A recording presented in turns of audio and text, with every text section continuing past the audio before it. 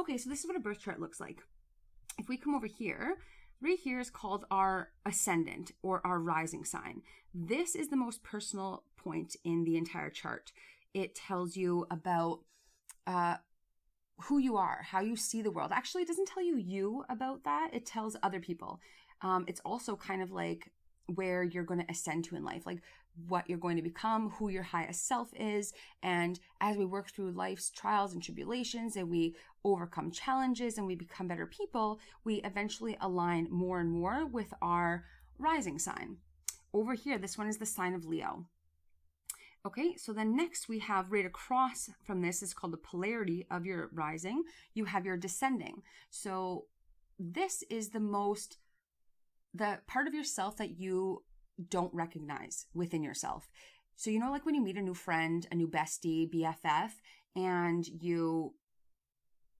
or actually, no, my bad, not bestie. What it is you meet someone and immediately you don't like them. You're like, oh man, I don't like this person. You just have like, you're vibing with them wrong. You're like rejecting of them and you're not sure why. But later you become like BFFs. That is a perfect example of meeting someone who's probably got a chart that's like flipped to yours, or they've got a strong placement of what you reject within yourself. So you don't like that behavior. You don't recognize it in other people as being something admirable because it's what you don't like about yourself and what you reject about yourself. Because at some time throughout life, you've said, oh, I'll never be that, or I promise I'm never going to do that again. Or you've made some type of conviction to yourself. So therefore you have hidden that part of yourself or refused to acknowledge it and work on it and progress. So that is called the descending. And later you end up becoming BFFs with the person, or you end up dating someone exactly like that. And what the part of that is because this house over here, the 7th house, I know I'm jumping all over. Yeah, that's just how it's right here. So the other part of this lesson is that you'll end up dating someone who is this sign over here, which your relationships will help you get to understand yourself, because we all lose our love for ourselves throughout life. That's just a part of growing up and acceptance and, being an adult, I guess.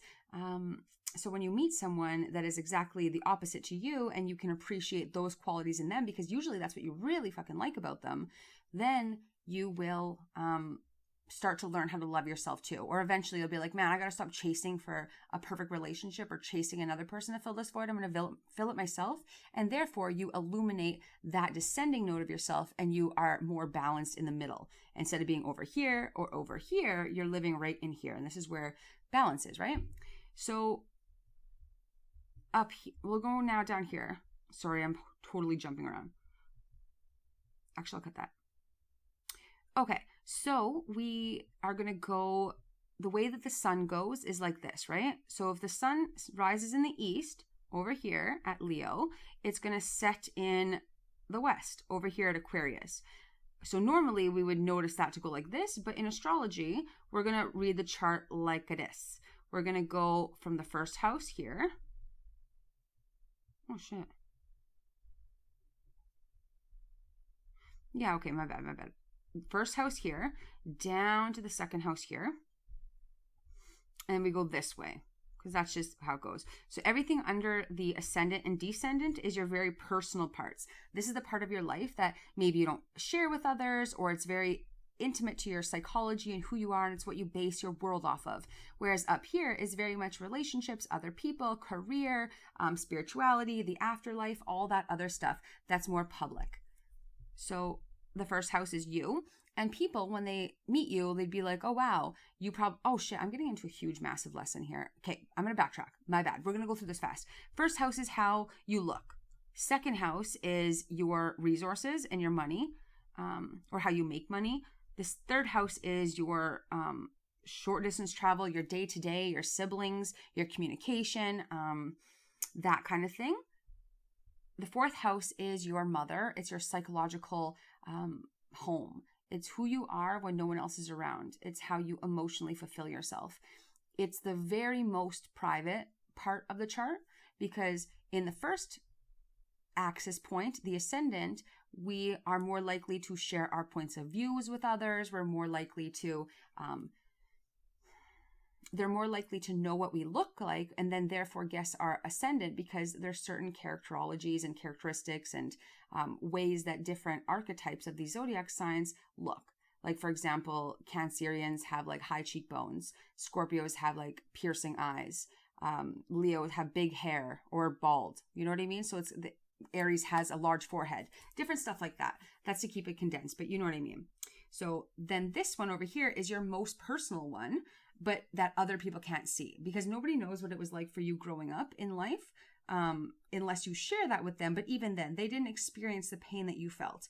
And it's a part of life to go through pain when we're growing up. That's how we learn about ourselves and our family, and people do the best that they can with what they have, and parenting is no different. That's why we all get a little scorned in life, and then we have to overcome it. You know, that's part of this house.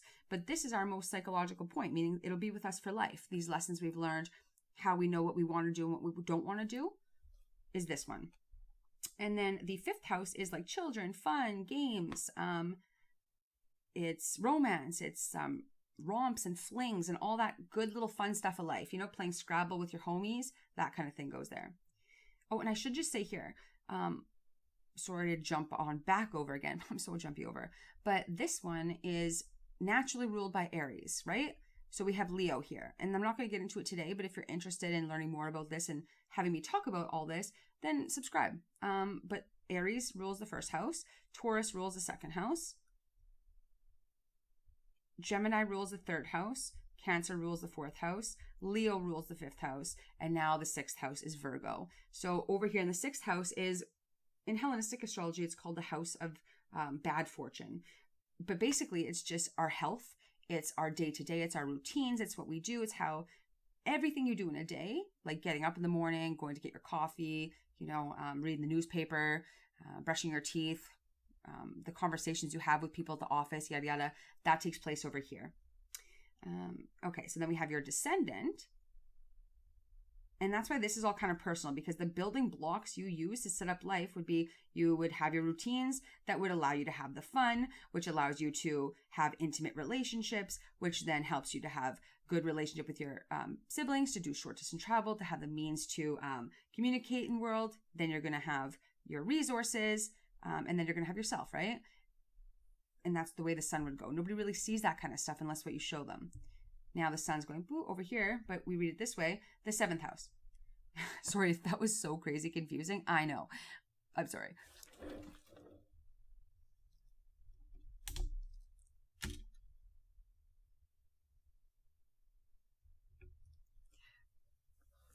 I know I'm jumping all over and being like so, I don't know. I'll get better at it.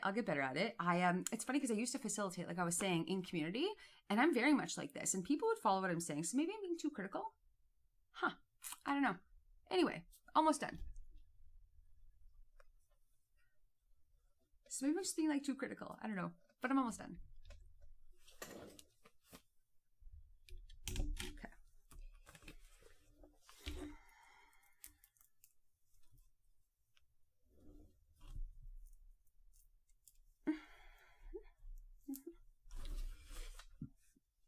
All right, 7th house. This is our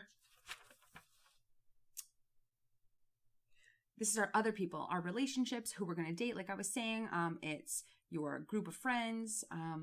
It's the people that come into your life that teach you something. All of that takes place over there. And you could tell what kind of person you're going to marry, or what type of person or archetypal relationship patterns you might be interested in or needing to learn in this life about. It'll tell you by which zodiac sign is sitting on this house, right? So this one is Aquarius here. So that would be someone, you probably like people who are unorthodox, who are really incredibly intelligent, a little bit far forward thinking, because Aquarius is the natural ruler of the 11th house. And the 11th house is all about humanitarianism. It's about the world. You caring about the whole as opposed to the individual, because you know that what's good for the whole is good for all. In a really selfless type of way. Now over here, the 8th house, this is the house of secrets, transformation, other people's money, death, goods of the dead, they say, transformations, endings, all that stuff. That's naturally ruled by Scorpio. And actually, never mind. Forget that. 10:25. Okay.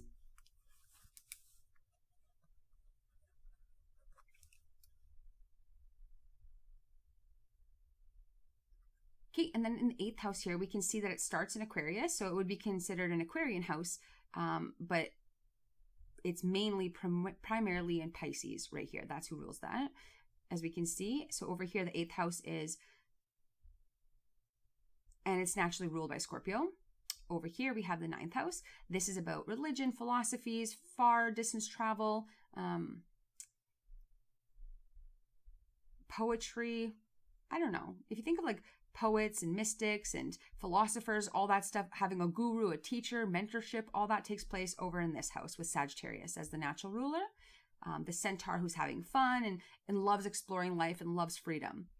Then up here we have the MC. Now this is the other axis point in the chart, and this part is always going to be the polarity of the IC, and this one is in Aries. So the 10th house is your career. It's the most public part in the chart. It's what you will strive toward. And basically, when you're at the end of your life and you're retired, you can probably look to see if it aligns with the study or the astrology of the archetype of that zodiac.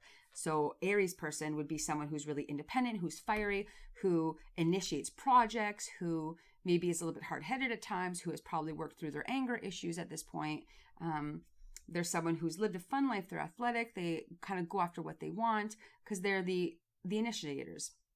Their whole mantra is I am. So everything is about Aries because it's the natural first house ruler of the zodiac, right? So it's all about self, self, self, me, not in a really selfish way. They can be, but once they grow up, and if you're in talking about 12th house stuff, then you're more grown up. You've learned these lessons, right? So over here, we have the 11th house, and I already told you about what it is. So we'll move right on here to the 12th house. This is the house of self-undoing, or the polarity of the 6th house. So if this is the house of bad fortune, this is the house of good fortune. It's naturally ruled by Pisces, and it's everything that we can't see. So people who have things happening in the 12th house, like transit-wise or whatever, will not ever be able to really cognitively talk about that with you. Like, for example, I have my best friend here, and she loves astrology, and she's watching me do this video, and she's like, oh my God, have me as a guest. I'd love to. You can tell your experience with this Scorpio new moon after I tell mine, because then you can see what I'm talking about, and then we'll jump in. And then she's like, no, because she hasn't really experienced anything going on. It's kind of really not been significant for her, but that's because this Scorpio new moon isn't taking place either in the first house, at the IC, the DC, or the MC, because if it was, then it would be personal and then she would be feeling it. But because it's just this house, she's got Scorpio over here, she's not even noticing it because it's on a subconscious level. So in order to be able to get into there, that's a whole different video. But if you want to hear about that video or have me talk about that, let me know down below and I'll certainly do it. But it's also the house that is of undoing, because if you do not address your subconscious issues in life, they will continually trip you up, because the only way to deal with subconscious issues is consciously. And if you're not aware of what's happening in this chart, or why you're acting the way you are in life, or why you're getting triggered, then it will continuously trip you up.